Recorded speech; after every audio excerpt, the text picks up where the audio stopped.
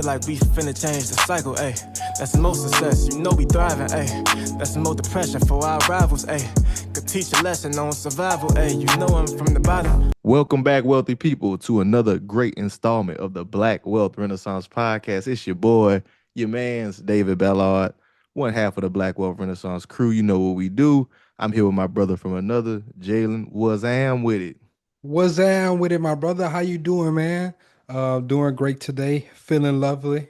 If you see me, I'm dressed to impress. I feel My like boy I'm, say he on his suit and yeah, tie-ish today. yeah, feeling good. I like to wear button downs and ties. Used to do it a lot in college. Started getting back to it. And actually, like Dion said, man, look good, feel good, play good, man. You better pie good, man. You better Yes, not put sir. prime to shame when you gonna On quote him pie now. good too. Yes, sir. Yes, Yes, sir. sir. Yes, sir. But man, I'm doing fantastic. You know how it go, man. It's a great Tuesday. I had a good weekend. Got to What'd go you do for home, the see the weekend? fam, man. Got to go home, see the fam. Got to do some country stuff. So all about it, I know. You've been listening to the show. You know, we some country boys from Louisiana. So every year, my family we do a boucherie is what it's called, and we kill a hog, and we make a bunch of different meat. So we make boudin, crackling, stuff like that, and it's always just a real good time. Really really kind of helps center and put stuff back into perspective, man. A lot of times, we get so caught up in this modern world where we so used to going to the grocery store and getting stuff, and we don't really know where our food come from. So a lot of my family, sometimes they're like the women in my family, they'll be like, ah man, that's gruesome. Why y'all doing that? This, that, and the third. That's nasty. But you'll go to the store and pick up a pack of pork chops and don't think nothing of it. Um, with this, you know where it's coming from, and you get some real life skills. Cause man, you don't know what you gonna do if they close the grocery store down tomorrow. What you gonna eat? Beans and rice? You don't know you don't know how to do it. So I'm just saying, like you gotta make sure those skills are kept. So I had a good weekend, man. Got to spend time with my pops, with cousins, family, and really just bond over a family tradition. Something I plan on keep going. What about you, man? How was your weekend? Man, my weekend was work, and more work, bro. I wanted to speak on your Work, boucherie. don't stop. Yeah, your boucherie. I've never participated in a boucherie yet. But as Will Haggins called it, that's your ritualistic sacrifice of the hog. That's Hey man, hilarious. look, everybody call it a ritual till they want some boudin crackling. And next thing you know, it ain't no ritual no more. It's like, hey man, let me get some of that, man. That crackling, that still be good, dog. That boudin be hitting. Yeah. Everybody gonna be like, "Boudin, what y'all eating, booty?" No, Crazy work. It's a Cajun sausage, guys. That's the best way to describe it. A Cajun sausage filled If with you ain't rice never and had it meat. and you're Yeah. not in Louisiana, I recommend Louisiana or Texas or like a bordering state. Don't get it. Just like gumbo. Don't get it from one of these states. If you somewhere in Connecticut and somebody tell you they serving some gumbo, you ain't getting the real deal, homie. Yeah. Unless But they indeed, like just moved from Louisiana type shit. exactly. But indeed, y'all, as always, we got a great show planned for y'all today. Y'all know what we need though. Y'all make sure y'all leave us that 5-star rating and review. It helps us grow Speaking the of show. that, we actually have a new rating Oh, on let's the get it, let's pod. get it, let's get it, let's get it. This what I like to Yes, hear. sir. People talking Um, about the pod. my app asking me for crazy stuff. All right. Last rating. Let's see. So rating Who was we what we from got? What we got? Who we got? March 18th, and it's Ty SM87. Ty Shout out, SM87, shout out. shout out, Uh shout out. is best knowledgeable podcast. Hey BWR family. I'm happily leaving a 5-star review for these fellas. They really understand how to break down the financial information for anyone to understand. I know I'm not the only one out here with ADHD. These I'm guys right there really with you. make these guys really make me settle down and pay attention to the gems they're putting throughout this podcast. This last gem about paying the daily interest on the car loans was a game changer. Thank you fellas for holding us down out here in the financial literacy. I'm glad y'all are back. We need you out here. Much success. Deuces. Hey, thank you so much, Ty. Appreciate you, Ty. Appreciate you, Ty. Thank you for real. Man, so listen, y'all. As always, we got a great show planned for y'all today. Make sure y'all leave us those rating and reviews. Like we said, those help us grow the show, and we take all feedback that you provide. Right, any feedback that you give us, we take that to heart. We take it into consideration, and we use it to grow. Because Just we here to like get we're the people trying what they not to need. cuss. Hey man, look, I'm not even bringing it up. I done said ish in by 3 substitutions so far. Last week we got off the rails, but we trying to keep it right this week. So y'all wish me luck. Yeah, if I do have to like cuss and wild out, I'm gonna just do like I did last time. I'm just gonna say it, give y'all a little warning. I'm about to cuss. Just hit the skip button. Oh Lord. But all right, man, let's get into it. First topic of the day, man. And the first topic of the day is gonna be the erosion of the American middle class, right? Ooh. So this is something that's been going on for a while. We kind of talked about it, but not really like in depth. But as time has gone on, we've seen the de-evolution of the American middle class, right? It's getting to the point now where in most states, if you make 160K a year, you're still considered a part of the middle class. So you're upper middle class, but you're a part of the middle class. When six figures used to be this big benchmark that would kind of put you In the over upper echelon, the upper 1%. echelons. Now we starting to see that people who make six figures, multiple six figures, there are people making 200K a year still living check to check. And with the rise in the cost of living, we've seen a lot of people kind of speculate on the direction that we're heading, right? With wages being stagnant, the cost of living going up, is really squeezing the American middle class, and that idea of upward mobility is kind of vanishing in front of our eyes. And I think it is interesting because recently there was a survey that was put out where the United States actually ranked as the 24th happiest country in the world, which is the lowest it's ever been in history. And that is out of 140 developed nations. So as you can see, like as things are getting harder for people every day in the United States, the average quality of lifestyle is decreasing, right? People don't feel like their dollar goes as far, and people in the middle class are really the ones that are feeling that stress, right? Mhm. We are the middle class are the ones that are feeling like it's either going to be rich or poor, and it's not going to be a middle class anymore. But I think it's an interesting point because realistically, the idea of the middle class is relatively new. Like if we Mm. really think about the grand scheme of history of nations, it hasn't really been a concept that many people were able to afford a comfortable lifestyle with a salary. I mean, for the most of history, if you read books, you know there was rich and there was poor. From the time of the past to now, it was rich and it's poor. And yeah, Jalen just pulled it up, but we got an interesting clip we want to just share that kind of like speaks to this a little bit. I'm gonna let my brother play it. Listen, the last 70 years are not normal, Stephen. The last 70 years are not normal. The last 70 years in Europe and the US, where ordinary people like my dad could work for the post office on less than average wage and buy a house and support a family, it's not normal. It's not normal in the world, and it's not normal in history. Most countries in the world are not like that. Most countries have a small super rich elite and a very large group of extremely poor people. That's most of the country, and it's most of history in this country, and it's most of history in the US. You know, yeah, we talk about Charles Dickens. I read Hard Times. And this is written in the 19th century when Britain was like the industrial superpower of the whole world. And at the time, the government was talking about, should we tax these industrialists? And the industrialists were saying, if you tax us, we'll throw our factories into the sea.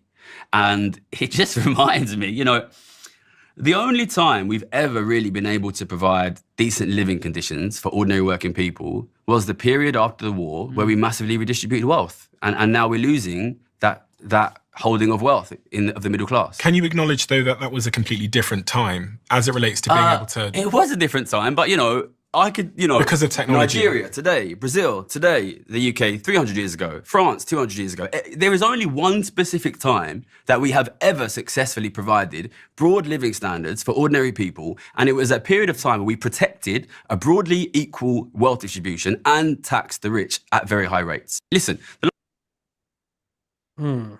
Mm. I ain't gonna lie So, to you. Whenever I watched that clip, I definitely was like, bro, kind of making some sense. Because then Bro. whenever you think about history, right? Whenever you think about history, once again, up until about the two world wars, you're in the Great Depression, and before the Great Depression, yeah, you had like the Roaring Twenties and everything like that, right? But before that, it wasn't really much like it was It either wasn't.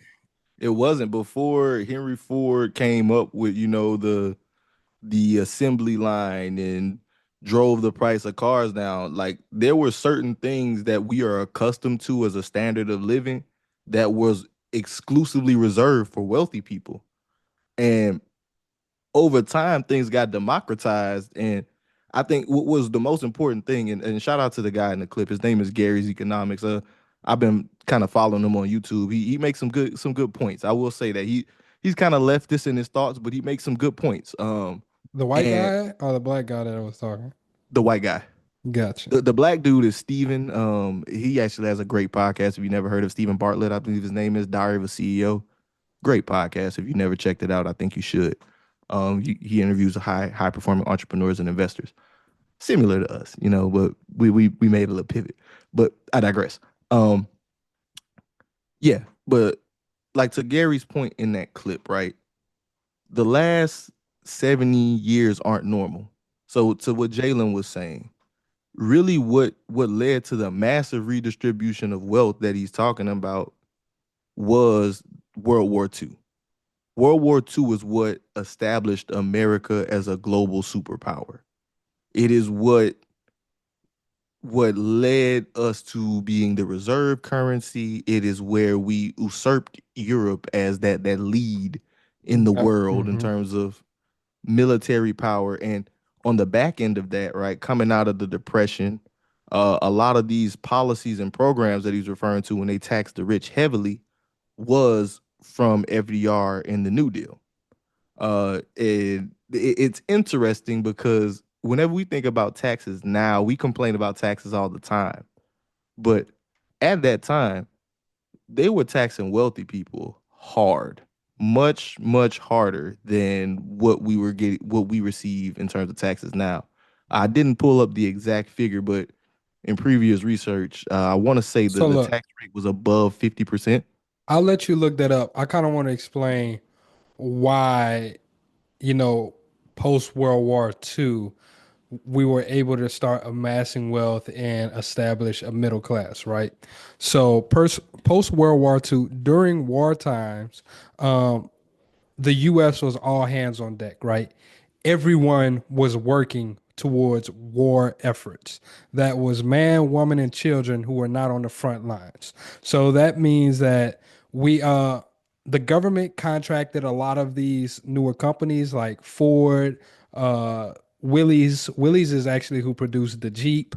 And then they were purchased by Dodge and all of that. But then Ford, Willys, a lot of these industrial companies, they were creating different machinery. They were manufacturing all of these things, right? So during the time of war, you have a really, really large ramp up of production and industrialization. And then post-war, what happens, right?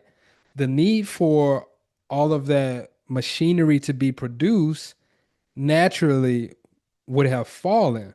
But what they did was they just retrofitted a lot of their manufacturing facilities to where now, because you have so many soldiers coming home, they established the GI Bill to allow all of those people that were coming home from the war to be able Non-black people.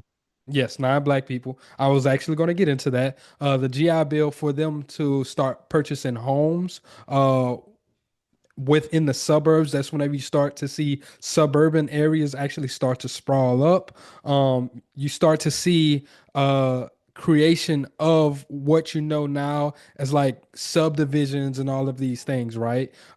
These houses are being built. Once again, there's a GI Bill, and then the counterpart to that GI Bill is actually redlining was created the same time. So while there were black soldiers that fought in the war who came home thinking that they were going to get a GI Bill, who was going to say, "Hey, I can own a home and I can purchase a home with $0 out of pocket. I just have to pay my mortgage." The government was like, but not really, Playboy. Yeah, we appreciate y'all, but not really. So then they literally took a red pen and they marked out, hey, these are the areas y'all can purchase in. These are the areas that y'all cannot purchase in. These are the zip codes that y'all can purchase in.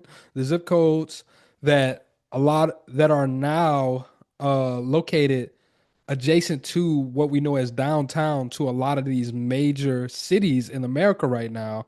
If you ever pay attention to our hoods and everything, that is due to redlining.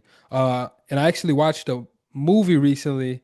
It's called The Banker, which we'll get into a little bit later, but they actually discuss redlining in there. And that movie actually kind of played a part of breaking redlining and kind of blurring the lines of black ownership within white areas. So with you have all of these things happening post-war, right? That's why they're called the boomers. Boomers came home. It's a lot of During a money. boom. Yeah, They were born during a boom. it's a lot of money being injected into the economy. Once again, we're coming out of the Great Depression. How long did the Great Depression last? Like 9, 10 years? 39, I think it was till It started 1939 or something like I that. think it started like 1929 to Yeah, 39. I want to say it lasted for like a decade or Yeah, I think it's about 10 around a years. decade. So, Yeah. yeah, you're coming out of that, right? You have the First World War, and then you have the Second World War. Then you have all of these things happening. So, America's living on this euphoric high. Once again, you don't even have the credit system that's a thing right now. We're still going by the gold standard. All of these things are happening. So, it's just Operating at an economic surplus. yeah, like all of these things are happening. It's looking great. Um, so that's where you get that creation of the middle class. Exactly, right. And to speak to that some more, right? Part of what also helped create that middle class is government investment. So appreciate you kind of taking over so I could kind of get to this information, right? When it comes to the tax rates that I was referring to, during the time of the 1940s, 50s, and 60s, the the tax rate for wealthy individuals, people earning over $200,000 a year, which is a north equivalent of north of $2 million a year in today's cash. The tax rate on paper for them was 91%, and after loopholes and effective rates, it ended up being about 42% is what they ended up paying on taxes in actuality. Which, when you compare that to today, the effective tax rate for a lot of these people and the amount of loopholes that are available for wealthy people, they pay a much lower tax rate, right? And as we discussed on a prior episode, the way the government generates revenue is not through business endeavors, it is through tax revenue. So these revenues were the same things that they used to subsidize the programs that created the middle class. Mm-hmm. So the middle class is a byproduct of government investment. And with the current economic environment, we talking about government divestment from the public. The future looks bleak for the middle class at the current state, right? Because if we don't have subsidies and programs, and a big part of that too was part of FDR's plan, right? With the New Deal, private corporations weren't providing people jobs during the economic downturn. So the government created jobs.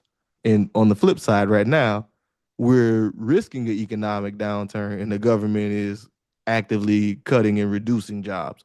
So it just creates this kind of dichotomy where you see that where a little less than 100 years ago, the middle class was created through investment by the government. Mhm. Now we seeing that the squeeze is really on and this dissolution. And we've said it before and we'll say it again, now is more important than ever for you to be on top of it when it comes to your finances. I know a lot of times, you hear the YOLO mentality, you want to make sure you enjoy and live, and you should do those things, but you should only do them within reason. We're gonna get into a couple other topics later that show, people living above their means. And we really want you guys to understand that, like, hey, just because you got it don't mean you have to spend it, because realistically, the current economic environment that we're in, you need to make sure you're preserving capital and putting cash on the sideline so that you can take advantage whenever shit actually hits the fan. The markets have had like a tumultuous part of the year so far. The first 3 months of the year have been rough in the markets, right? Crypto and stocks, but those still create buying opportunities. And if you have cash on the sidelines, you can be one of the people that benefit. Obviously, you won't benefit as much as wealthy investors because they have more money. Yeah. But who's to say you shouldn't still participate just because you aren't ultra wealthy? You can still take part in the wealth transfers that occur during those times, because a part of it I think that we often don't discuss is that with wealthy individuals there is a lot of entitlement in the children. I think the Vanderbilt family is a great example. James Vanderbilt was one of the wealthiest men in America. 3 generations later, his family was broke. Squander it all They, away. they blew that shit. They blew it. You didn't cuss twice. I'm just saying. I'm keeping count. I only thought it was once. No, it was twice. You cussed Dang. like maybe 5 minutes right before this. Dang. It's just coming off my tongue, man. I'm sorry, guys. Pause. Yo, that was crazy. Anyways, the Vanderbilts, they blew it all. Yeah, the Vanderbilts, they blew all that money. And with that, right, the way economies work, buyers and sellers, Yeah. commerce, guns and bullets. If you're positioning yourself to be a person who is an owner of equities that own companies that people are buying, or you own stakes in companies, you can benefit. But you have to own something before, and you have to be willing to hold and ride out through those tough economic times. And I get that's easier said than done in many cases, but that is the blueprint. If you want to build wealth, you need to buy assets when people are running away from them. And the only way you can buy assets when everybody's running is by having cash. Facts. You said something earlier. I'm trying to remember what exactly it was that I wanted to pinpoint on. Well, look, why you got that thought? You waiting on it? Let me just run this little clip for everybody, because I thought this was comical. But there's some truth to it, right? Got you. So this was just something on Instagram I thought was funny. Life of a middle-class brokey. The first thing I do when I wake up is I throw on my designer jeans that I just bought with my credit card. Then I head into work in my car that costs me $600 a month and takes up 20% of my entire budget. I hate making coffee at home, so on the way to work I stop by Starbucks and I get myself a $6 coffee. At work, I get a call from my friend inviting me to go on vacation with him and a couple of their buddies, and even though I have some credit card debt, I decide to use my credit card to book the trip. Then it's off to lunch at my favorite restaurant, Chipotle, where I eat every single day, because who has the time to go grocery shopping, cook, and clean up after themselves like an adult? Right now, it's March Madness, so instead of being productive at work, I decide to place a few bets and lose $50. By the time I get home from work, I am beat, and even though I do have some food in my fridge, instead of cooking up dinner, I decide to hop onto Uber Eats and order myself some grub. I love that they partnered with Klarna, because it means that instead of spending $25, I can spread out my payments to $10 across 4 months. Then I hit on the delivery girl. I end my day scrolling Instagram, telling people that it is impossible to get ahead in this economy. Day in the life of a middle class. That's hilarious, bro. So it's hilarious, but it's a lot of truth. Some truth. You know what I'm saying? A lot of truth. All in good that. jokes contain some truth. And in there, right, a lot of times we talk about the economy, we talk about how things are difficult, but we don't like to evaluate our own lifestyles. And I've said it before, we don't like to cut back our lifestyles. Lifestyles are like the prices that companies charge. They rise like an elevator and fall like a feather. You don't want to decrease your lifestyle at any point because it feels like you're losing. You're losing something. But although this example is extreme, right? This is reality for a lot of people. It's people that's broke, ain't got no money, door dashing every day. What are you doing? You ain't got no money. Why? We're gonna talk about tweaking. That's gonna be a segue into the next topic. I do want to speak on one thing that he spoke about, and that was car payments taking up 20% of your income. That's also another killer of the middle class, right? These high car payments. He was actually very generous with the car payment being $600. Yeah, the average is what, $700? Like $800, yeah, borderline $800 for a car payment these days, right? That's ridiculous. That's preposterous, actually. Because like, once again, what are you doing? Like, why are you paying so much for a car note? It just doesn't make sense. I need a car to go to work, Jalen. I mean, I have to have transportation. I have to have reliable transportation. But whenever we're budgeting for a car, 20% of your income, that's crazy, bro. That's crazy work, man. That's what's keeping a lot of us in that loop. And I'm talking, but I came out of it. Like I had a truck note between my truck and my insurance.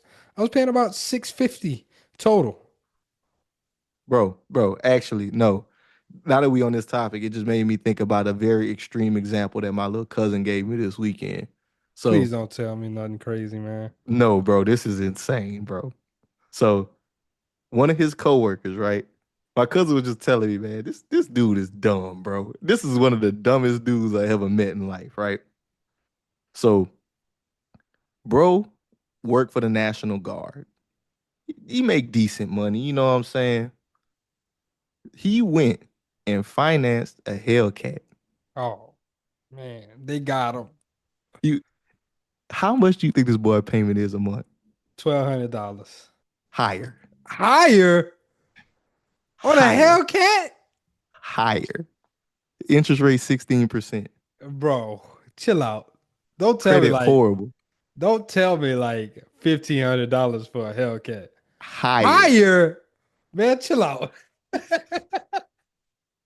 Bro, payment for his car note alone, no insurance, $1,800 a month. He must want to kill himself. Bro is married. Bro. What? He said he come to my cousin complaining, saying, "Bro, my wife tripping. My wife tripping, bro. She talking about we could have bought a house." It's always the woman tripping on that instance. She talking about we could have bought a house. I need a car. I need transportation, bro. Nigga, you can't live in that. You're shooting yourself in the foot. You can't live in a Hellcat, my nigga.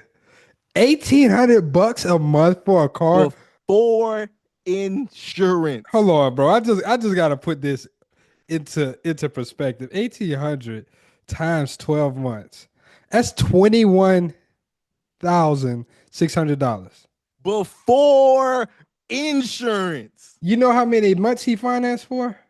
I don't. I didn't ask for those details. I was so frustrated hearing about this man. Hey, I ain't gonna lie, son. If I was his old boy, I'm siding with his wife. Bro, you tripping.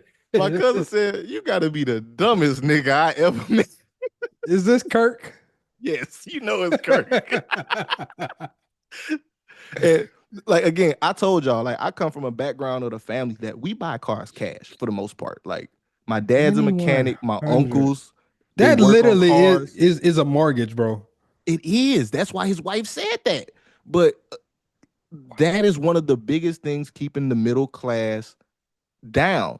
How much he make a year? not enough to be paying $1,800 a month in a car note. I'll tell you that much.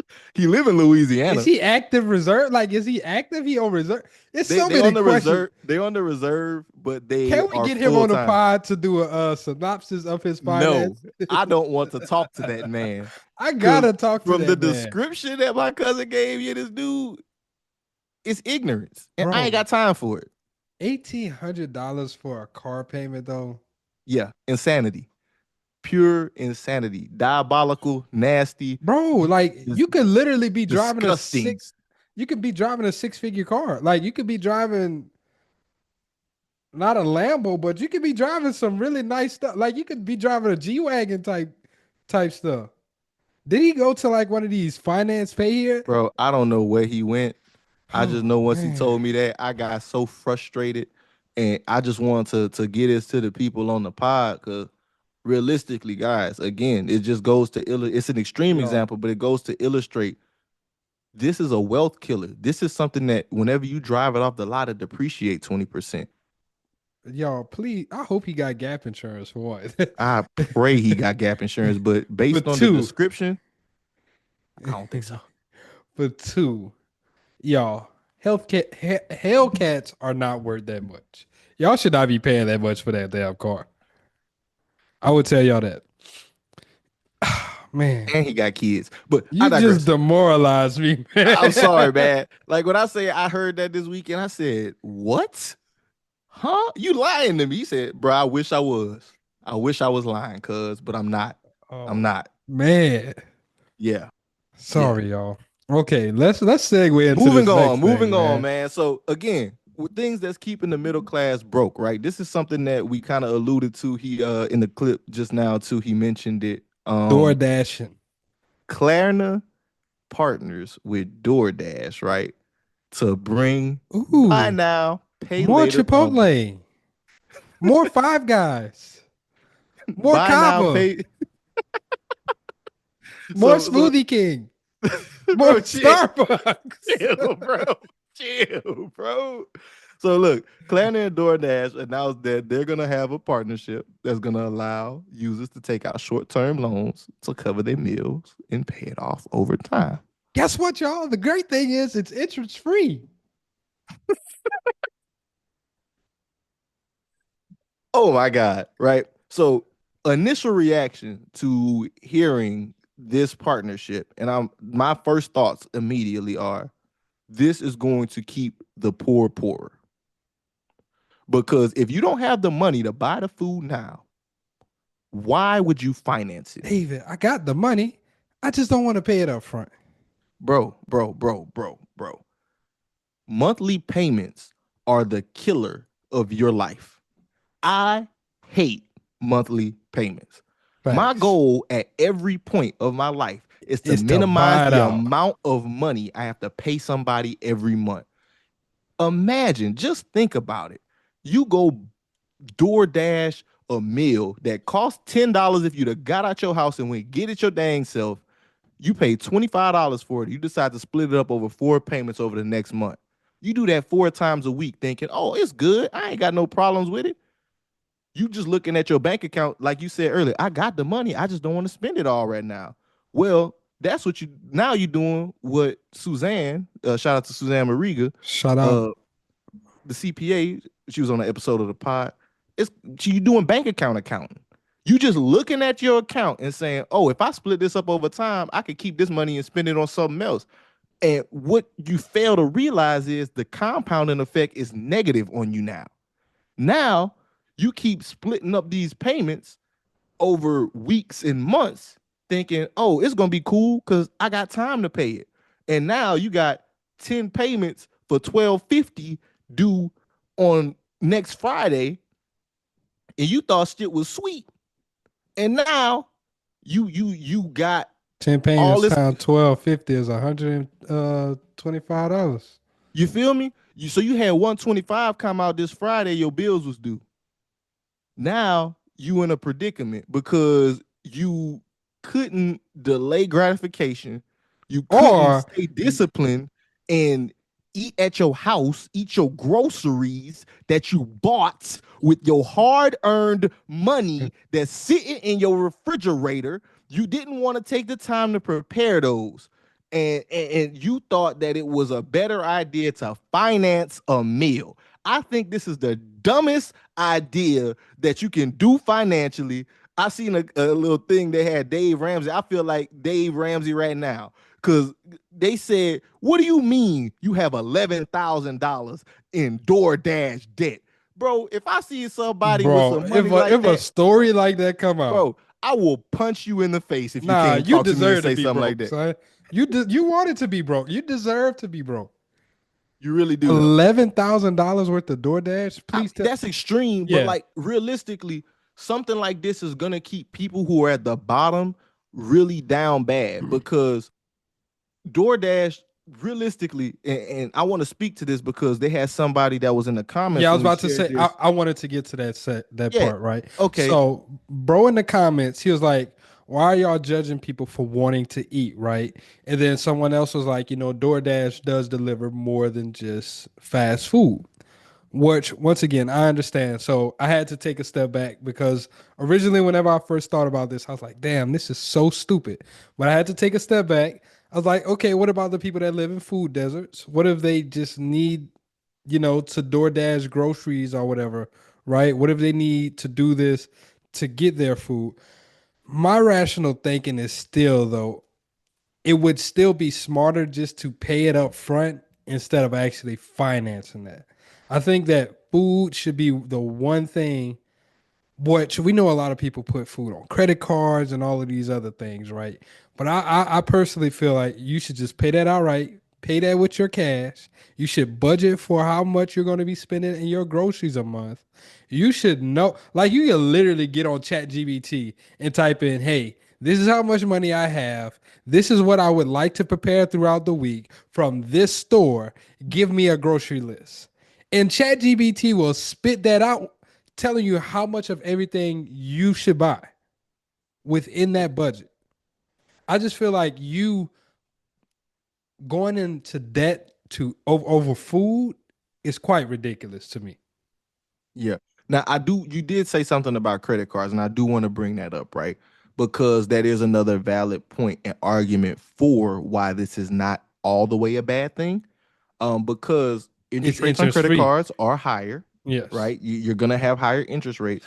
And traditionally speaking, I think I looked at a report by the consumer CFPB, Consumer Financial Protection Bureau. Mm-hmm. They said that between 2019 and 2022, the default ratio on buy now, pay here loans, buy now, pay later loans was 2%, where compared to credit cards, it's 10%. So 10%, it's a worse thing. So realistically, like if you just strap for cash and like you're saying, you're using it for groceries and you're trying to get by, I'm not going to judge and demonize you for trying to get by. But the idea of financing and splitting this over time is doing you more of a disservice than it is doing you a benefit. Even if you're doing it in the short term, and if you're doing it to the point where you're like groceries, I can understand a little bit more if you're using the deals that DoorDash and stuff will get you, because sometimes they'll give you good deals. They'll give you 40% off, 50% off, and you being smart with it, I have no problem. But the real issue is that what we know to be fact is most people aren't going to be smart with it. Man, most people are using DoorDash to buy $10 meals for $20. I talk about this with people. Bro, you remember that last time I used DoorDash when we was in Atlanta? And what did I DoorDash? Was that dog? It was Jersey Mike's, bro. We got two sandwiches. Hot. It was $50. I was so hot. I was like, why did I just do this? After we ate the sandwiches, instant regret after eating the sandwich. And I feel like most people feel that. Yeah, we didn't have a car or anything, so it was late. Did we just land or something? Or I can't remember the exact circumstances. I think we had just got done. We didn't have a car with us. Yeah. We wanted something to eat. And it was kind of later too. I want to say it was later. But after two taxes and sandwiches tip, for $50 is crazy. Crazy. Think about someone doing this for a whole family. Think about some doing this, like you said, 2 to 3 times a week, bro. Like that bill can add up really, really fast. I've never used Klarna or Afterpay, any of those things. So I don't know what that looks like, if they max you out to how much you can borrow with them. I don't really know what any of that looks like. But once again, I just feel like it's a trap, like you said, to keep the poor poorer. yeah, exactly. And full transparency, I have used those types of things before. When I did maintenance on that BMW, Gotcha. I had like but it was for a big purchase. It was like a $6,000 transaction. I put half of it up front and then financed the rest Gotcha. and like split it up over 6 months. It wasn't through Klarna, it was through a different program called Sunbit. But I see the advantages of it. Like, but at the same time, on the flip side, 6 months down the road, I was pissed. I was tight. Whenever that money came out in December, I said, nigga, I'm not done with this yet. Golly.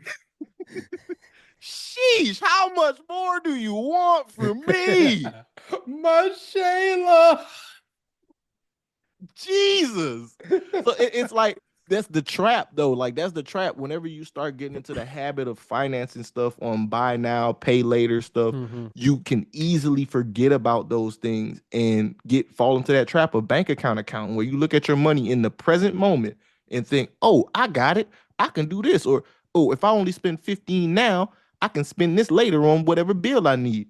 And then a few weeks go by, unexpected things happen. It's life. Things happen. And you put yourself in a negative situation by trying to finance and plan and forecast whenever you really didn't know what was going to happen in the future. So, final thoughts on this for me: don't use the Klarna for DoorDash, especially if you're using it to buy one-time meals. I can kind of validate it if you in the slums or you trying to get it out the mud and you use the deal and you trying to make sure you got your groceries and all that stuff. I can kind of validate it then. But if you using it to do what me and Jalen did in Atlanta, we bought some Jersey Mike sandwiches for $50, and then you double back and put that on a payment plan. Yeah, dog.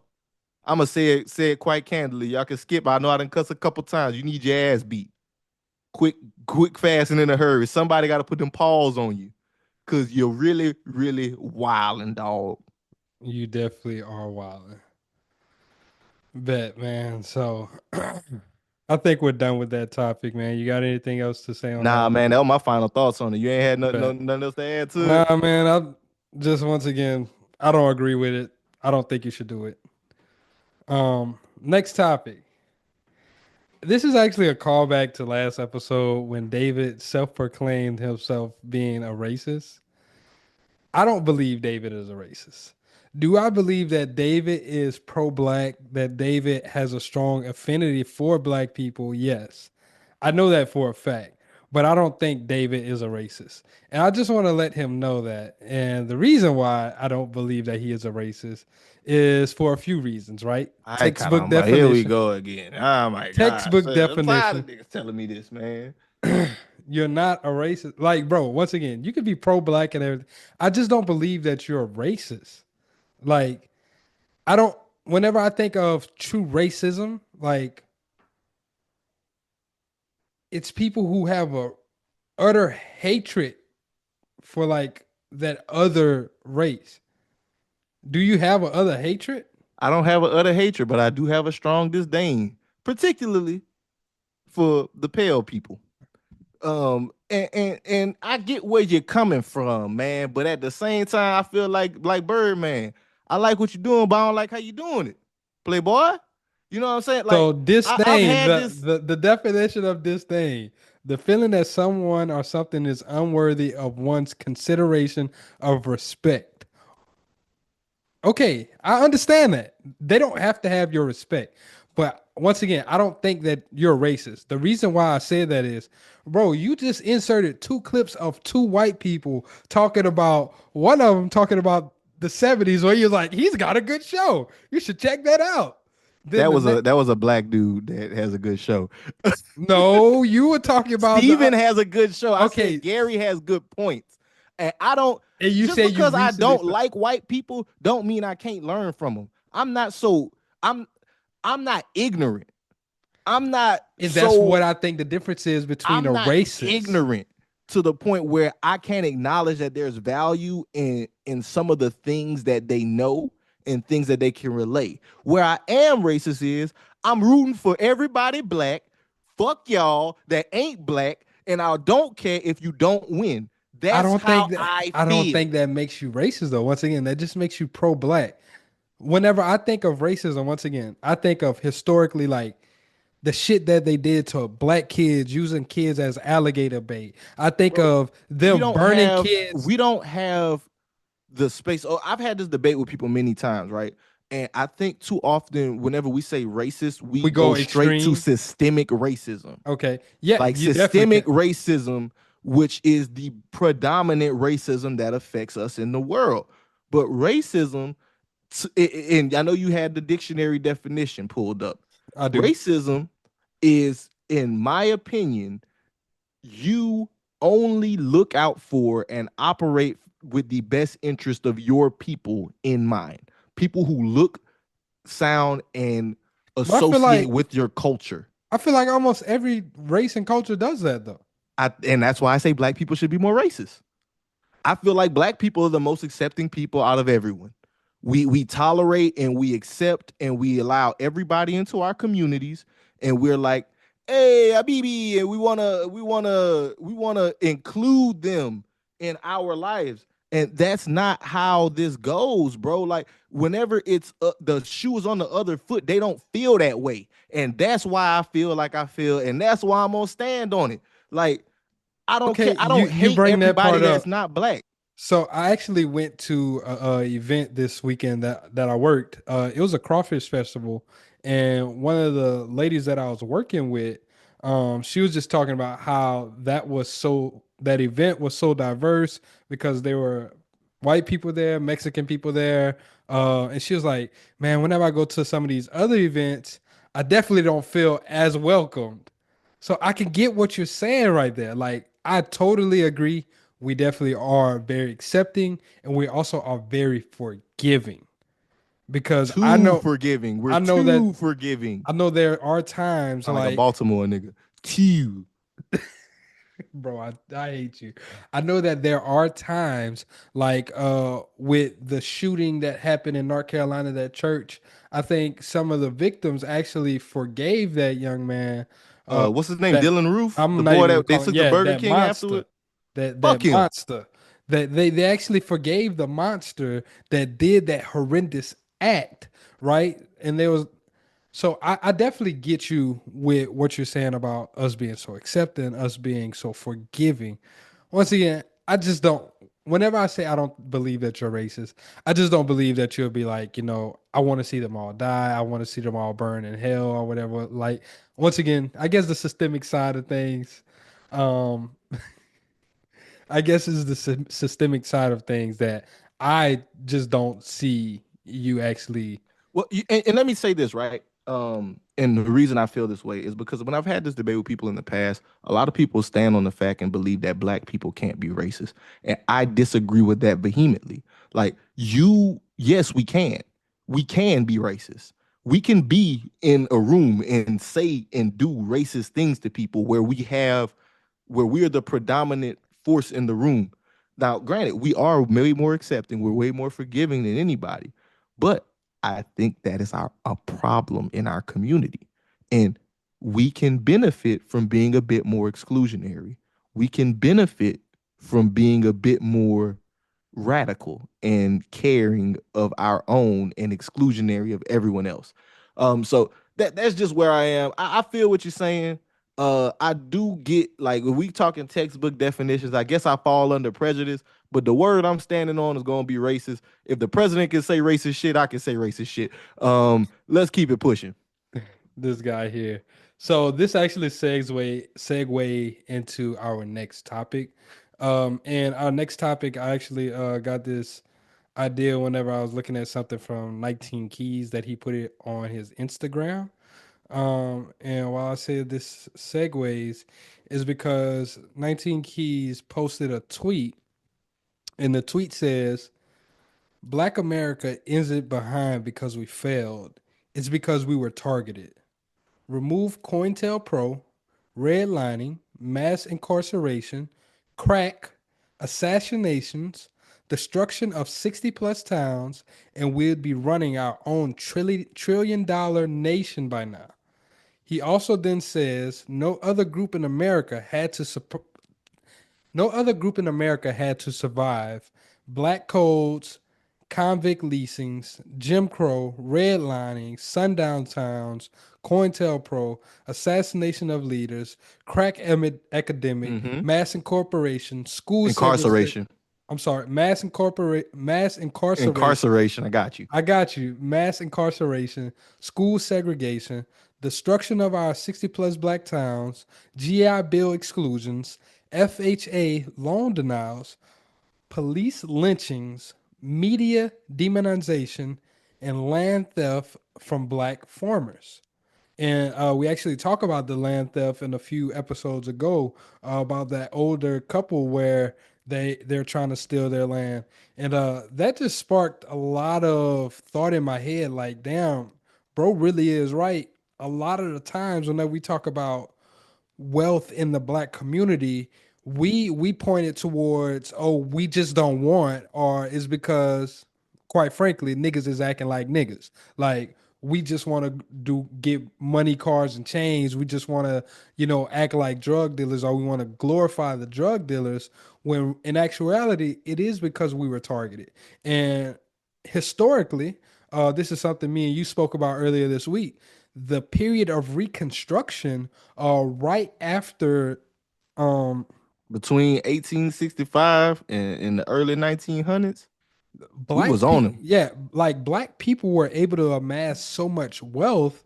Once again, I always suggest people to go read Black Fortunes. Black Fortunes actually talks about building wealth The within first that. 6 black Yeah, millionaires to within that. escape slavery. Within that. Well, not all of them escaped slavery. I don't think. Did they all escape slavery? They were some former slaves, some But were some Jim of Crow. them were Yeah. like right out of slave, like Jim Crow Mhm. era. But it One is. generation removed. Yeah, but it is like within that Reconstruction period. Even given the story about Black Wall Street, right? So they speak about those things and how these black people were able. O.W. Gurley. Yes, sir. How these black people were able to amass wealth. And then it's always every time we begin to pull ahead, something happens to where we're targeted, we're chopped down. So I get what you're saying, bro. Like, yes, a lot of us are accepting. A lot of these things all happen because a white person was involved and they were hating on black people. They didn't want to see black people succeed. They didn't think that black people were smart enough to succeed, and they saw the success that they were having. So now they was like, hey, we either got to go burn that town down. We got to go drop some bombs. We got to say that they raped this white girl. We got to say that they got it illegally. Any one of those things. So once I really thought about it, it's like, damn, black people really do come from a rich history of resilience, of always building ourselves up. And even whenever he talked about the assassination of leaders, right? Whenever we really think about black leaders in our community, when was the last time we had truly great black leaders? The 60s. There's a few, but they never got to the era of what the 60s were, where they were able to command audience of thousands of people and actually come up with these ideas and spark these different what is the word that I'm looking for? Spark these revolutionary movements, right?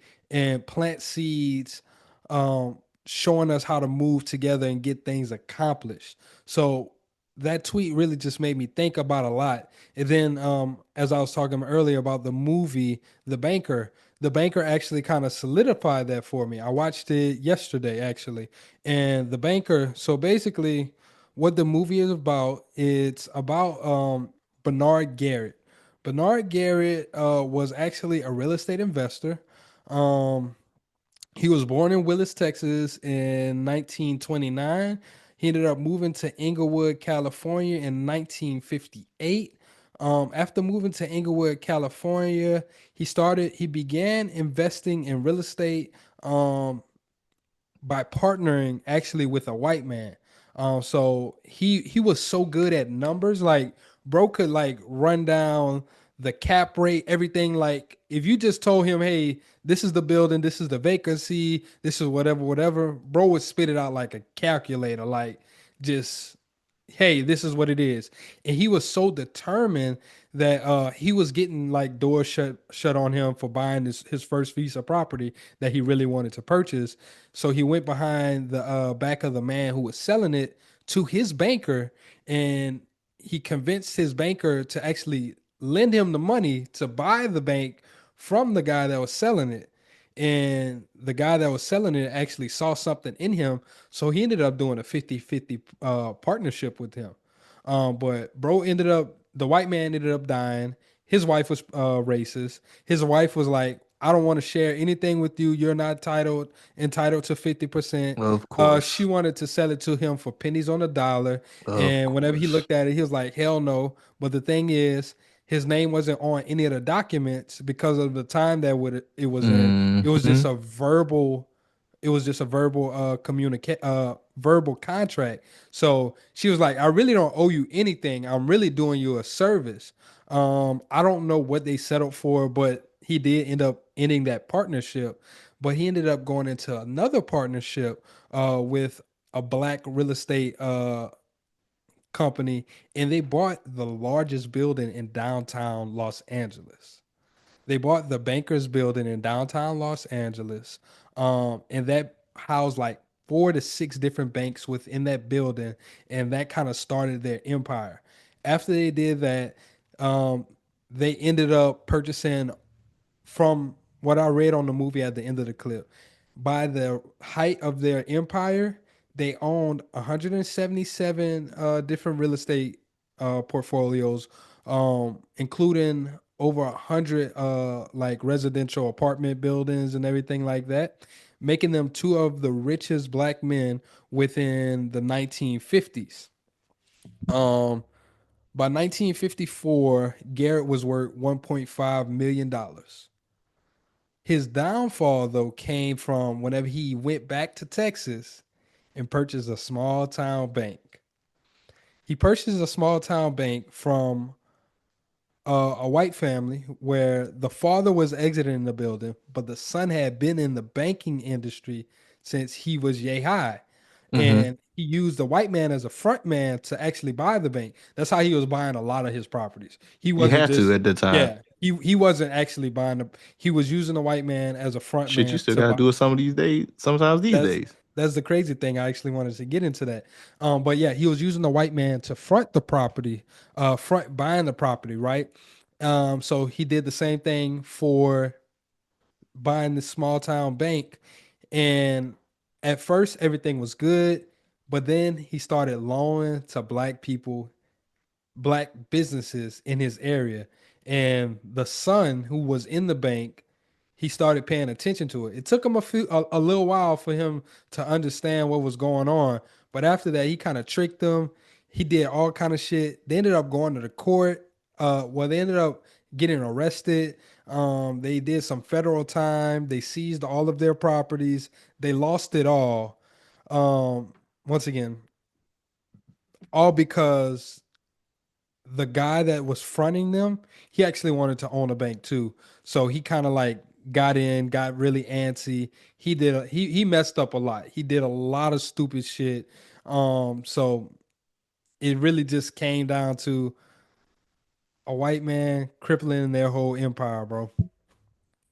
And again, you ask me why, or I'm not. But I digress. Man, listen. It was an interesting thing that I seen on IG this week. It was a quote from a pod. I can't remember the exact pod where a brother was quoting Jesse Jackson, where he said, anytime that the rules are level and out there in the open for everyone to see, black folks are able to excel.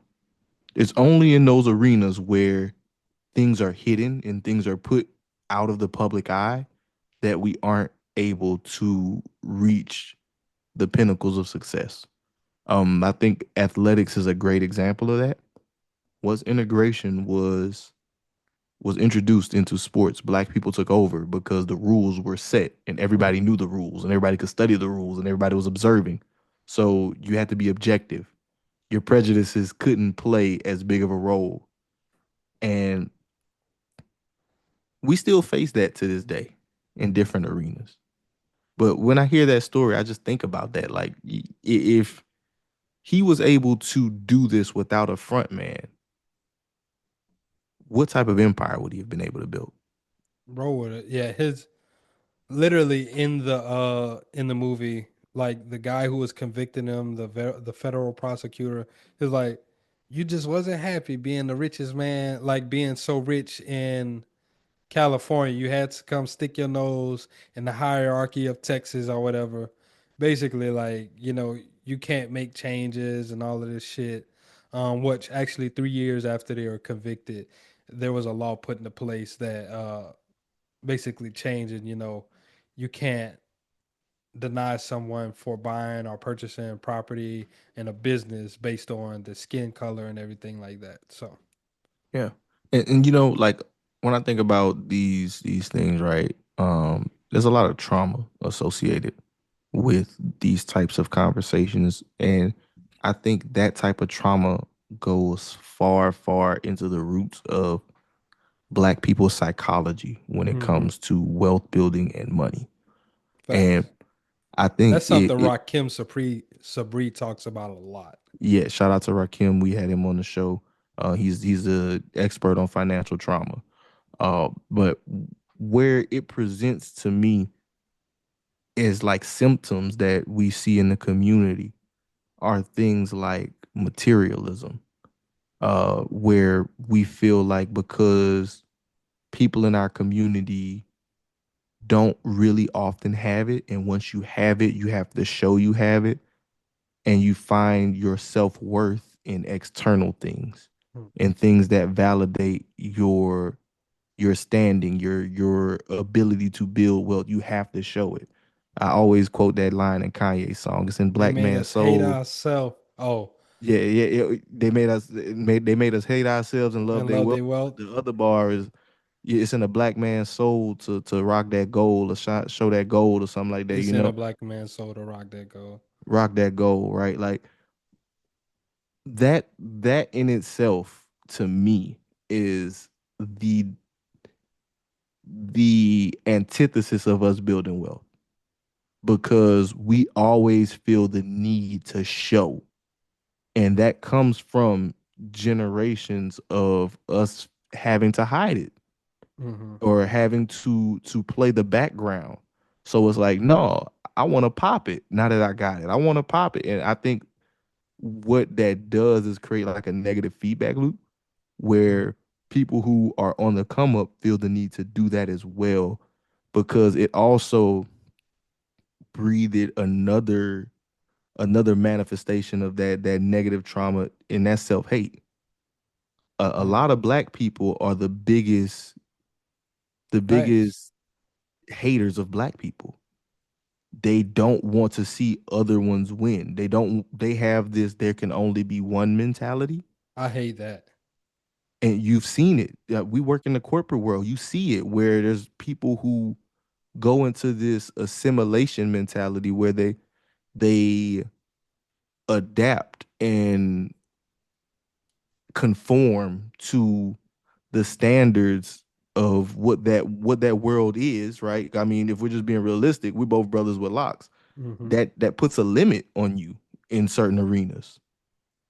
Like there are certain aspects of blackness that, while they may be fetishized and I'm eroticized. black, but I'm not that black. Yeah, like they're not looked at in a positive way.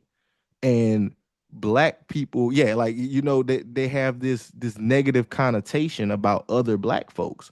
And it really creates, again, just like this they feed into the system that continually perpetuates us being at the bottom. Another aspect of it I see is, like the whole idea of like I don't see color, or like I'm not. Oh, all my friends are this, and I don't believe racism is a thing. It's like, bro, you're so far gone into this assimilation mindset that you don't realize at the end of the day you still a nigga to them. Yeah. If we just keeping it a buck, and like you, even if you trying to conform and play that respectability politics game where you're like like Jalen just said, I'm black, but I'm not that type of black. I'm not ghetto. I'm not this. I don't speak in this way. I don't do this. And there's nothing wrong with speaking proper. There's nothing wrong with enunciating and carrying yourself a certain way. But the issue is whenever you put other people down who don't move and operate in the same way as you. I think a lot of that, those mentalities are negative when it comes to our ability to build wealth, because it encourages it discourages us from working together. Uh, it makes us individualistic, and we lack the idea of unity as a community where people really, really, really are willing to put the greater interest of the community above themselves.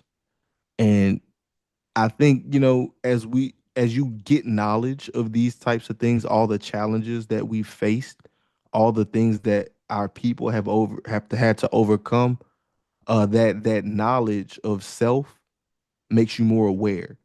And that awareness is what leads to the ability to grow and educate yourself and break past those mental barriers. So I just think that it's very important that, like what Jalen just shared about this, and like a lot of the things and challenges that we face, that you spend time educating yourself on your wealth building journey, because that knowledge of self will do wonders whenever you come to learn how the world works and operates, and your place and role in it as a black person. I think that's very interesting because I think a lot of the times, especially growing up black, sometimes we try to shrink ourselves to fit into the world Mm-hmm. when we shouldn't be doing that. I've found myself doing that before, right? But at one point, I got to a point where I was like, I really don't care because being me is actually a superpower. I've said this before on the podcast. Being black is a superpower. It makes me different. It makes me think different. It makes me operate different. It's okay for you to be loud sometimes, right? I feel like everything has its time and its place, but it's okay for you to not have to conform to the world and make the world conform around you. I think that should happen more often. I think that you should actually, it's okay for you to be yourself. It's okay for you to be different. Being different makes you stand out. And I think a lot of people do have that self identity crisis, especially growing up black in certain areas. You find like, man, I can't do this one thing and be successful at this. Like bro, the hood golfing, bro. I love him, man. I Yeah, because he's love him himself. so much, He's bro. Like himself. he You just don't go to have to be them to do to be a good golfer yeah, and to indulge in that culture. You can still be authentically you without having to conform. And I think that that's really the point you're getting at, right? You don't have to diminish who you are or where you're yeah. from just so that you can Like if be a you want to be part a of it. swimmer and you black and you good at it, go swim, hop out, talk that shit to him, win the race, and keep on going. It's simple as that. It's a mentality thing. So as said, man, I really think again, my final thought on it, man, knowledge of self is key. Carter G. Woodson said it in Miseducation of the Negro. If you raise a man to believe that he is not worthy and he should go to the back door, you don't have to tell him no more. You will automatically go there yourself because that's how you feel about yourself. Educate yourself about who you are, where you come from, and it will liberate your mind in ways that you wouldn't think when it comes to operating in this system, in this world that we live in. Sure. Indeed. Let's move All right. to Moving our next on. topic. Some a little lighter, but seems kind of serious still, right? So I'll let you take it, bro. So this one's actually going to be going to be on mortgage payments and escrows. So actually this is something I see in the Facebook group in my community pretty often. Every time around this time of the year, people are like, "Yo, my mortgage just went up by like $1,500, $1,200. What the hell is going on?" Right? So what happens is around this time of the year, taxes are assessed, land values are assessed. Sometimes insurance rates are being renewed, insurance policies are being renewed, and then escrow is actually being assessed as well. So many first-time home buyers are getting blindsided with a mortgage payment increase by hundreds or thousands due to property taxes. Mortgage rates increased by $1,500 a month. It's actually a video. Yeah, so look, I got it pulled up already. I'm gonna just go I ahead and play got you. this. This is a clip from a gentleman who is sharing his experience where his mortgage increased by $100 a month. Let's tune in. Back to you. You can have it. If you own a newly constructed home or you're buying a newly constructed home, stay here. So tell me how I signed a document with all the documents signed, your payment 1907, and you signed 1,000,000 documents. Now a year later, they hit me up in February talking about your payment is 3450. I bet it ain't. I bet it's not. So the first year when you buy your home, your newly constructed home, they're only charging you for the taxes, the property taxes on the land, the raw land. Well, the land was only worth $60,000. Well, now that the house has been put on it and now there's a development around you, that land this year is worth $110,000 and they put a 400 and something, almost $500,000 house on top. So now your taxes are going to go to correct. So now your mortgage is going to increase. Now, when they done tell you got a fixed rate, you got a fixed payment and all, they not explaining to you that the property taxes will increase that payment. My payment went up to $3,450. How? Because I can pack up the house and give it back to you. You can have it. So they send a little letter. I called because with this letter, don't send no letter when you talking about my money. I called a lady. The lady basically telling me, yeah, somebody should have told you that. They didn't tell me, ma'am. And that's another thing. Your realtors, some realtors, they gonna comment. I tell my clients that was your realtor's fault. That was your okay, but we not here for that. I'm here for the people that if y'all have experienced this or if y'all about to experience this because it's y'all first house in y'all newly constructed home. The taxes is not right. Pay extra. Pay extra. Let me tell you how crazy it was, because when I signed the paperwork, they said your payment, like the lender was, my loan originator was like, your payment gonna be $2,407, but when we got to the paperwork, it was $1,907. So then I said, hey, it's supposed to be 24. You said nine. He said, no, don't even worry about it. That I always overbid. So when you get here, I can give you good news. And I'm over here giving him brownie points, sending him edible arrangements and shit. And nigga, you knew it was supposed to be $2,400 because the taxes, you didn't say that. So now I'm paying $1,907, happy as hell, paying $1,907, and then the next year come in and I gotta pay because the escrow didn't have no money. They done paid the taxes for me, sir. Lender, I didn't ask you to pay the tax. Don't pay the taxes on my behalf. You better call me and tell me my escrow was low. So they done paid the taxes. Now they talking about I owe them $3,450 a month for the next 3 years, or I can come out of my pocket 17, 18.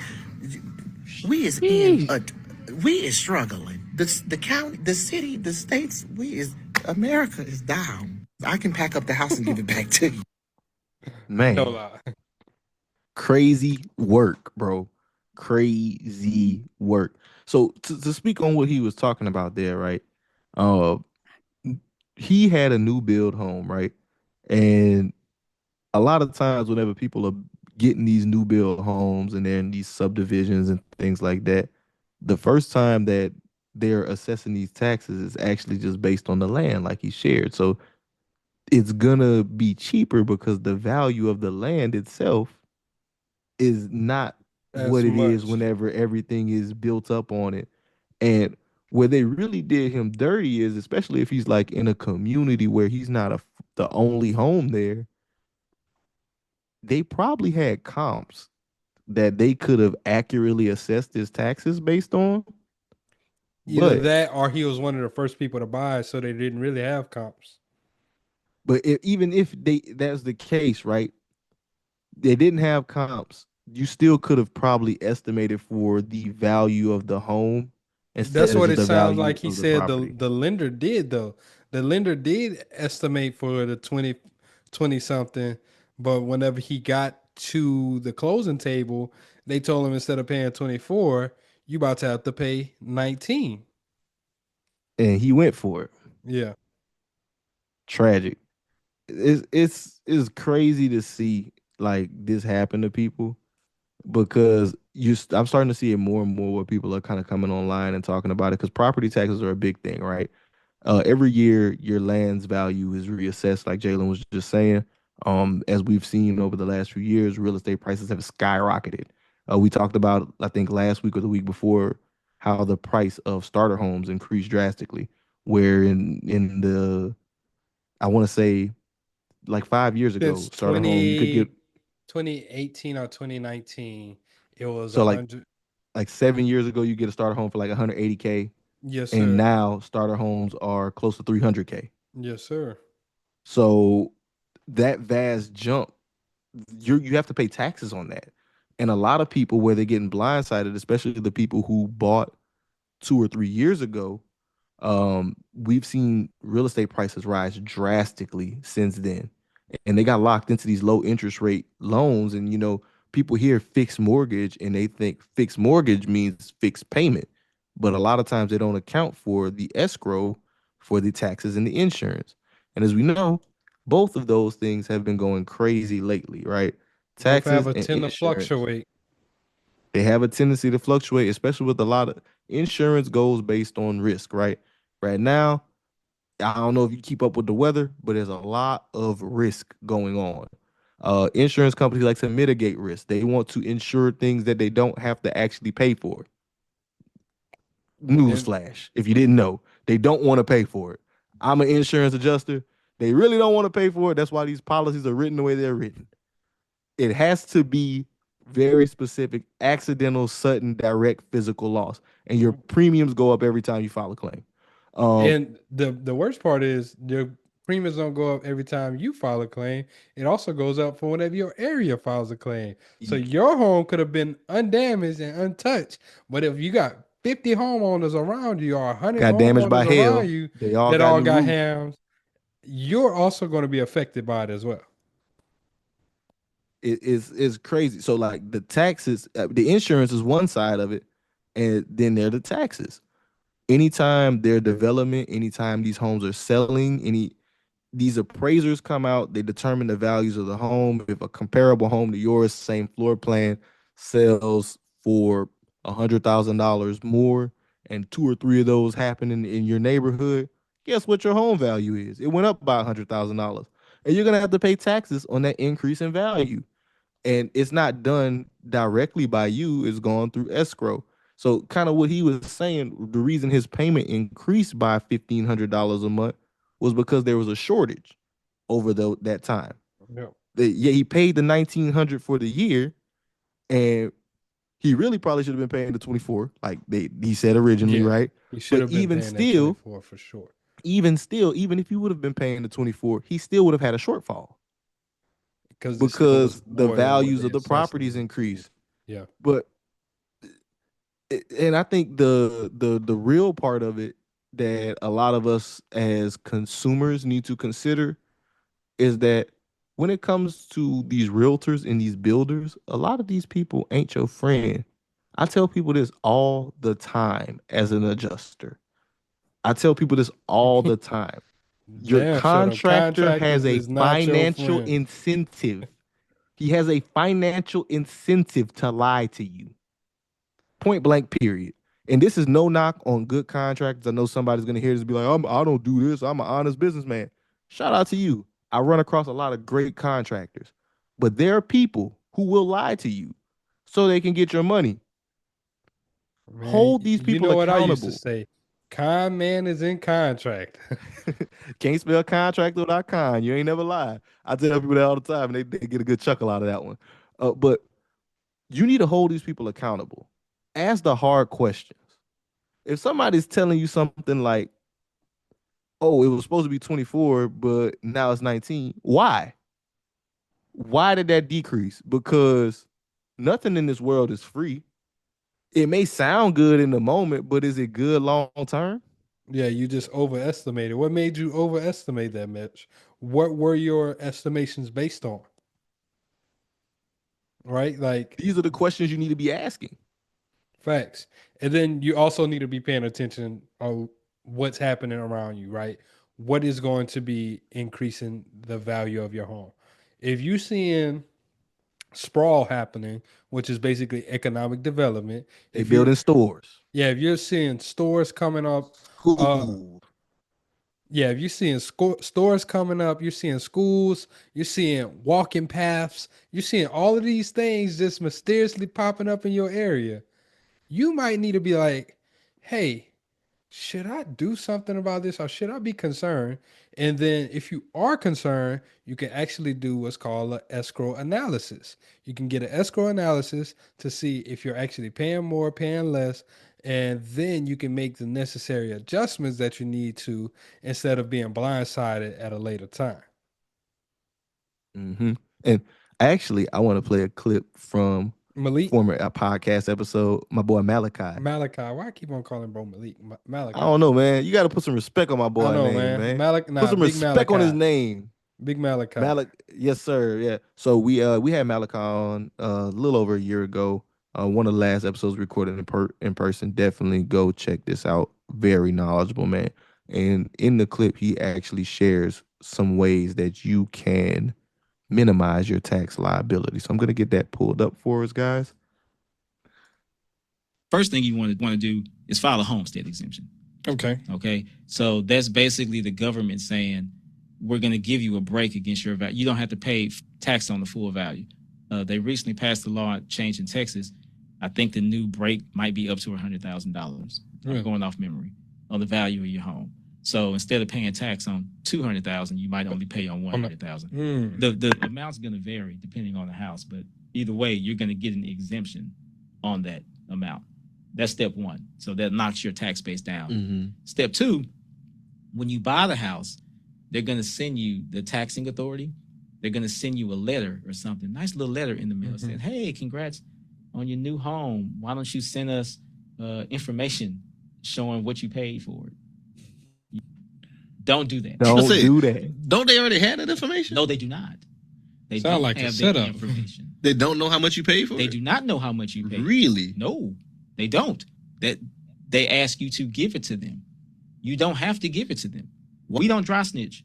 You make them do the work to figure out what they think you paid for the house. But they're going to ask you, hey, send us a closing statement showing what you paid. Send us an appraisal. Send us whatever. Send us pictures. Yeah. No, I'm not sending you anything. Y'all figure it out y'all own. That is crazy. That's step two. Let them figure it out. Step three is to protest every single year. Every single year. Like less than 20% of the people protest. Really? You heard it there, guys. Malachi just said it. These are 3 steps that you could take to make sure you're combating and lowering your property taxes for everybody that is in a situation. Highly suggest if you have not heard that episode, you go back and listen to it. I don't have the episode number pulled up, but his name is Malachi Sims. It's an awesome episode. A lot of great gems in there about real estate investing and opportunity zones. Also, I want to tell y'all, fuck being loyal to them insurance companies. Switch Them every opportunity insurance you have. companies do not give you any loyalty points, any loyalty programs. I done see Promise you they plenty don't. of people. I've been with them for 30 years. This is my first claim. Denied. Ignorance does not absolve you from the provisions of this policy. Just because you didn't know and nobody told you, don't mean that it doesn't apply. Facts. And why I said the loyalty part is if you can go find a cheaper rate with the same amount of coverage, the same thing, go get it. Go get Shop it. around. Because they legally have to pay you for whatever is in that contract. So go ahead, shop around, change insurance companies. If you got to change every damn year to keep your bill at a certain rate, to keep your mortgage at a certain rate, go ahead, change every damn year. Indeed. Also, quick sidebar. Boy, look at my locks, boy. You see me in that little clip, boy? I look at you, boy. My stuff wasn't even on my little ears, boy. Look at me, boy. I got twisted my stuff. Now look at me. That boy hating, boy. Look at me. I look fly. I look am hating good. because Yeah. I'm still on a little journey with mine. Hey, man.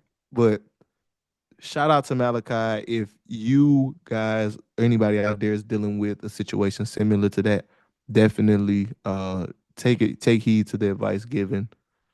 Use those things to help combat and mitigate some of those costs, right? Because it's gonna cause you financial harm in the long run if you allow these mortgage rates to run. And make sure you're doing your due diligence. Get a good realtor. Don't let these builders bullshit you. Make sure you not just paying an arm and a leg in insurance, and protest them property taxes, man. Protest them taxes. Don't let these people run you out your house because you can't afford these taxes. Facts. Cool deal, man. Moving on, next topic. This one is an interesting one that I came across. Black men are not choosing HBCUs. I'm guilty. Interesting, right? So I didn't go to HBCU. I'm guilty. Yeah, I didn't go to HBCU. I was HBCU adjacent. I actually got offered a much larger scholarship to go to an HBCU, but it was for an agriculture degree, and I didn't want to do that. Slight regret, not I gonna was about lie. to say, knowing what you know now. Yeah, slight regret. Them boys offered me a bag. It was like $100,000 scholarship. Yeah. Dude that had the scholarship came meet me and everything, trying to convince me to go. He's like, bro, I'm getting refund checks, $8K a semester. Yeah, David, you I was didn't do tripping, it. bro. I was tweaking. Hindsight 2020, you know what I'm saying? But anywho, right? So You know according what to you a could have study, done for 8K a semester? stop it. Don't remind me. Nigga, I'm mad about it every now and again. I be mad about that stuff when I be thinking. I'm like, bro, I should have not listened to my mama and should have just went to the school. I should have just listened. I should have did what I wanted. I should have took the money. Take the money. When it comes to school, take the money, guys. Go wherever they give you the most bread. Everything else is really not that relevant. Your experience and all that. I promise you, college is what you make of it. It's not where you go. There's always gonna be a party. It's what you make of it. It's not where you go. But again, into this real quick. So according to the American Institute for Boys and Men, in 1976, Black men accounted for 38% of HBCU students. Today, they account for only 26% of the HBCU population. When you hear this number, what do you think is the driver behind this, Jalen? Of the fall of HBCUs? Yeah, like why aren't black men choosing HBCUs? Why didn't you as a black man choose an HBCU? Quite frankly, I felt like I would not have succeeded. I would have flunked out, honestly. I felt like I would have been partying way too much and I would have not got out of college. That was my honest to God. And then also the it was like two HBCUs that I really wanted to attend. One of them was Southern, but that was you like a band head. yeah, I would have went for band. But I probably would have, if I would have went to Southern, I probably would have tried to go through their law program. But again, it was too close for home for me. Like I would have been able to like just come home, and I just didn't want that. I wanted to actually get away a break. The other school that I would have liked to go to is Xavier in New Orleans. I wanted to go for pre-med over there, but nigga, I did not do what I needed to do to get a scholarship over there. And Xavier is mad expensive. It's Mad mad expensive, expensive. Yeah, that, bro. that school's high. Yeah. So flipping the same question on In me. sophomore semester, I was so ready to go, but my junior senior year, man, bad decisions, bro. Bad decisions for me. Flipping the same question on me. I'd say that a lot of it is the social stigma around HBCUs.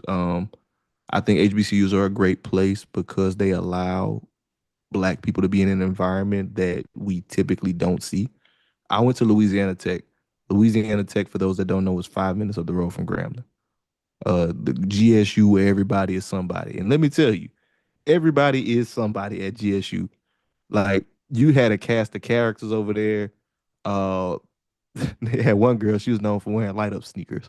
Like it's just random shit, right? just random shit, bro.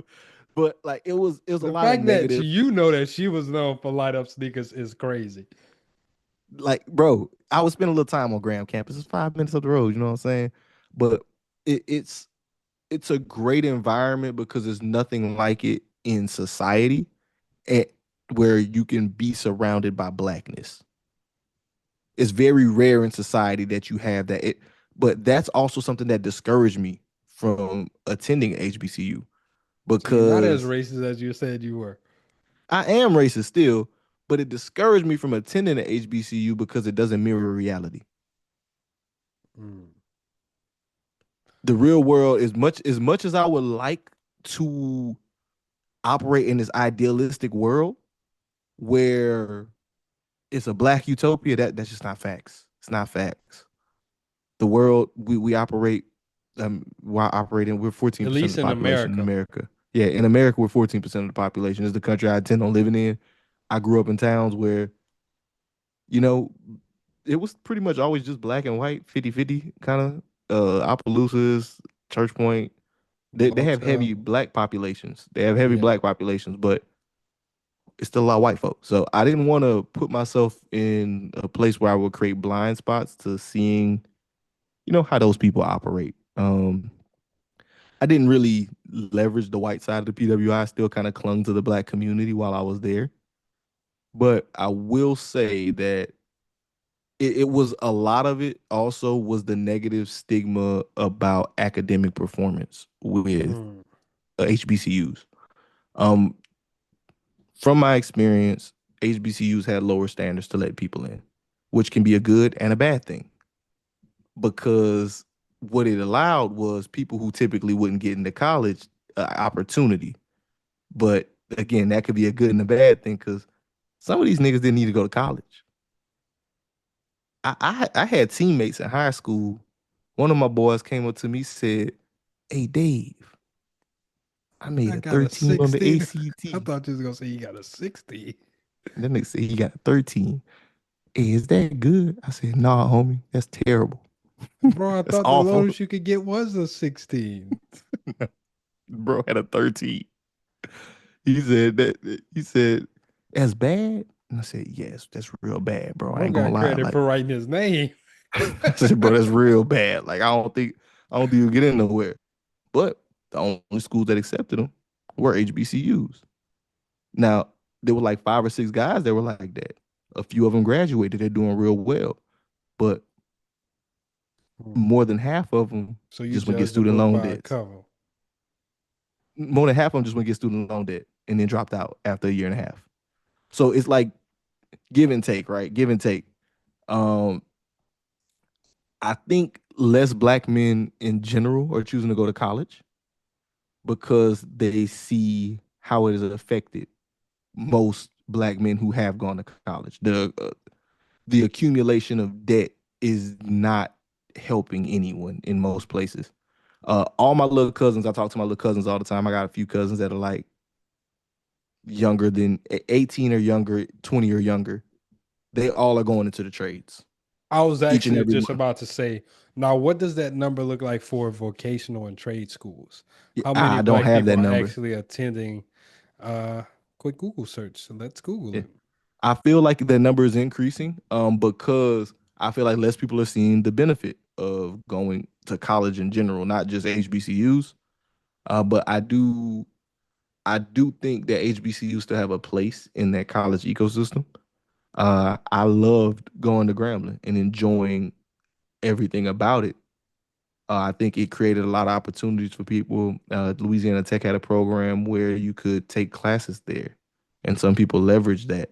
But again, to the negative side, they took the classes that were too hard at Tech at Grambling because they were easier. It's like, it's I'm on the fence with it, but I'm not mad at the idea that more black men aren't choosing to go to HBCUs, especially if they're going into the trades as an alternative. Because I think at this current juncture in America, going to college doesn't make sense for most people, especially if you're not getting some type of financial support from the school. If you don't have a scholarship, if you're not getting Pell Grants and TOPS in Louisiana or whatever state funding or aid that you can get, or you don't have a parent who set up a 529 plan for you, if you don't Oh, David, you just have broke up.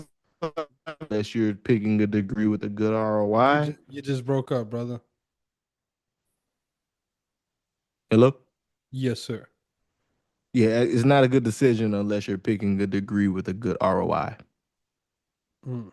I did pull up some data, and this is from collegefactual.com. It's two websites that I just looked up. So American trade school ratio is 98% men, 2% women.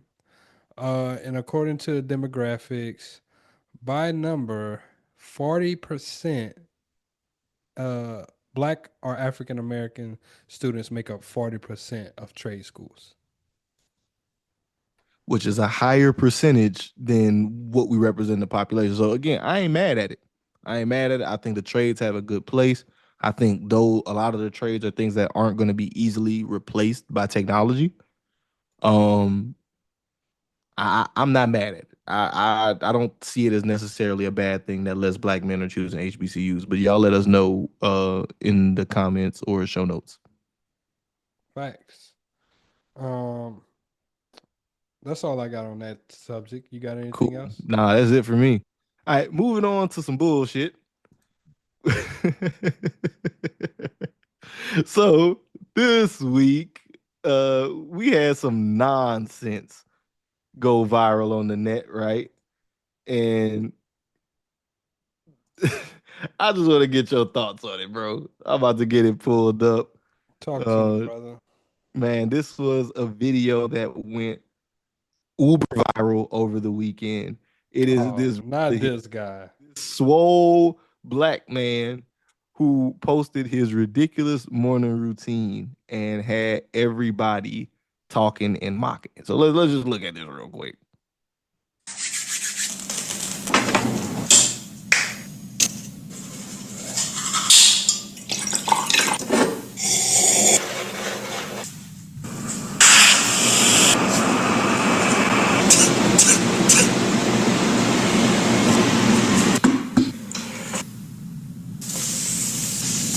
So we're going to be serious about the Lord's business.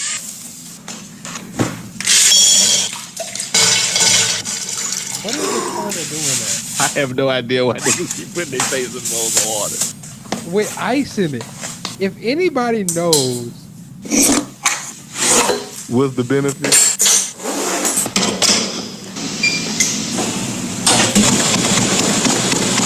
those on the bad.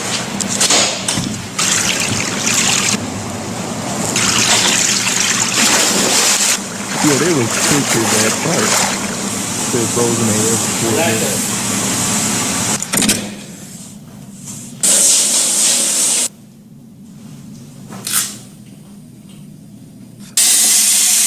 The banana peel on the face. So looking at it, bro, we got to go ahead and get in at least 10,000.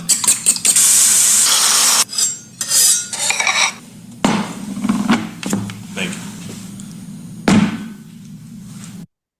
I ain't gonna lie. Bro got a lot done in that little short span, man. So I think the most interesting part about it is a lot of people said bro woke up at 4 a.m. to spend 6 hours bullshitting. And if that's what bullshitting looks like to people, that's kind of crazy. That is crazy. Because bro did meditation, listened to a sermon, read a book, went work out like 3-4 freaking times. And the part to me Stuck his face in a bowl of water, which I don't understand. If like anybody knows what is the benefit of sticking your face in ice water, tell me, please. Help me, please. why he rubbed that banana peel on his face too. I don't get it. But what I do think all this is incredible marketing and rage bait for people. This video went uber viral. I wouldn't be surprised if bro had like a sponsorship with that water company or something like that, just because of the way the bottle was placed in camera. Actually, I heard that water company is actually like on the rise. Like their sales spike like 9% or some shit like that. Just because of how viral this went, right? And this is not a serious topic by any means, any way, shape, or form, right? But the idea of a morning routine, I think, is something that gets lost every now and again. Like I don't have a set morning routine. And I think this is a very unrealistic one. But content is content. And in today's day and age, content is king. What he did with this video and the amount of people that it touched is awesome. Like this is really something that people should look at from a different lens. Uh Anytime you make content, engagement is engagement, whether people are clowning you or not. I don't think it's a problem that people can clown you with their content, because for every 3 or 4 people that's clowning you, you got 10 people that actually support or like what you did. I've always been a proponent of the idea that the people who criticize the loudest. The people who support you do it in silence. You ain't lying. They definitely do. It's always the people who criticizing that's about to share these things, about to get these jokes off. But the people who actually support you, they're gonna like it, keep on going on about their day. They might actually implement some of those things into their day. I'm not sticking my face in no bowl of cold water, bottled water. Man, do it, man. It might change your life, bro. Just do it one day. You go first. Nah, man. I ain't got money to be buying bottled water to put my face in it. That's insanity. Yeah, I'm straight on But that, my brother. all right, guys. Again, thank you for tuning in to another installment of the Black Wealth Renaissance podcast. We hope you were able to leave us some gems, some value. Do us a favor if you enjoyed, you hear it to the end. For one thing, you know we love you. You are our peoples. Like if you rocking with us, you listening to us right now, you really a wealthy person. And Yes, sir. we want to see you win. But like my brother was gesturing with his hands, give us that five star rating and review. You know what we do. Maximum stars. We want to get any feedback, anything that you guys want to hear or see from us. Y'all let us know, and we'll do the best that we can to deliver. We got more content coming for you soon, more things down the pipeline. So y'all just stay tuned, stay tapped in, and we're gonna go all the way to the top. Let my brother take us out with that wealth prayer. Yes, sir. Yes, sir. Lord, I come to you as a humble servant. Once again, thank you for allowing us to record this show. Thank you for allowing us to put it out to the masses. We just ask that you continue to use us as tools and instruments to carry out your message. We ask that you allow everybody who comes in contact with this information to take something away with it. We ask that you allow this to impact and enhance their lives. We ask that you allow them to impact and enhance their financials. We ask that you allow them to broaden their mindset, to broaden their spirituality. We ask that you allow them just to grow in all areas and all facets of life, Heavenly Father. In Jesus' name, we pray. Amen. Amen, amen, and amen. Yes, indeed, y'all. From his lips to God's ears, as always. Until next time, this is BWR signing out. Peace. I went out.